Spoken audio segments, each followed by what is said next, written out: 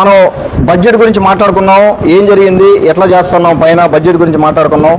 ఒకసారి మన ఉదయగిరి నియోజకవర్గంలో ఇప్పుడు దాదాపుగా 9 నెలలు అయింది.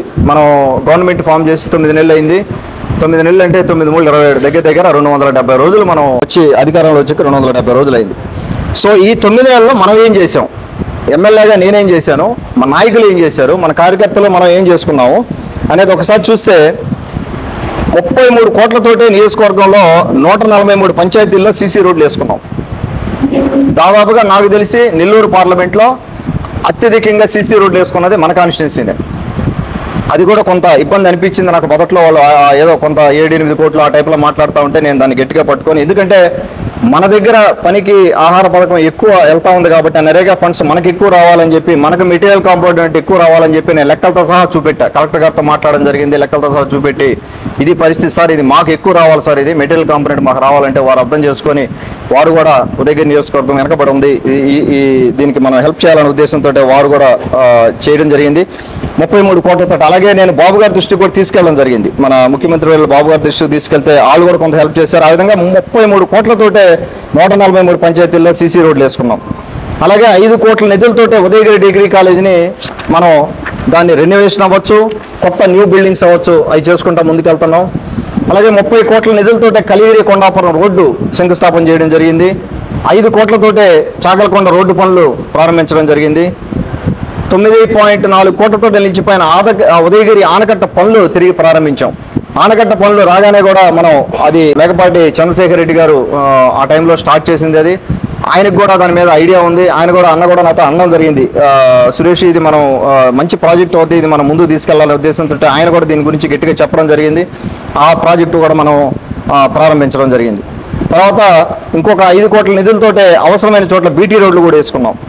అలాగే ₹1 కోటి నిధులతోటే వేములపాడు నుండి చిన్నక్రాక రిజర్వాయర్ వరకు ఉన్న సోమశిల కాలం నుండి కూడా జంగిల్ క్లియరెన్స్ కానీ పూడికి తీత కానీ అవన్నీ చేసుకున్నాం. 4 కోట్ల నిధులతోటే 8 మండలాల్లో 184 గోకులం షెడ్లు నిర్మాణం చేసుకున్నాం. ₹1.5 కోటి మన గౌరవ ఎంపీ గారు వారి ఫండ్స్ నుంచి ₹1.5 కోటి మనకు ఇవ్వడం జరిగింది ఎంపీ ల్యాడ్స్ నుంచి. దాంట్లో దగ్గర మనం కొన్ని వాటర్ ప్లాంట్స్ అవ్వచ్చు, కొన్ని సీసీ రోడ్లు అవ్వచ్చు, రకరకాల కార్యక్రమాలు మనం చేసుకుంటున్నాం. వారు రీసెంట్గా ఒక పెద్ద సభ పెట్టాము ఇక్కడ. గౌరవ పార్లమెంట్ సభ్యులు ఎంపీ గారు శ్రీ వేమిరెడ్డి ప్రభాకర్ రెడ్డి గారు ఇక్కడ నేను కలిసి ఆయన ఒక సభ పెట్టాలని చెప్పి ఉద్దేశంతో దాదాపు 5,000 మందిని పిలిచి మనం ఒక సభ పెట్టాము. 145 ట్రైసైకిల్స్ ఇచ్చాం.